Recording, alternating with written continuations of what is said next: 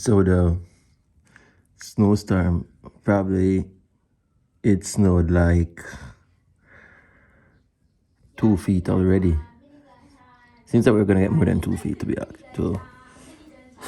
honest. But this is the latest of what's happened so far.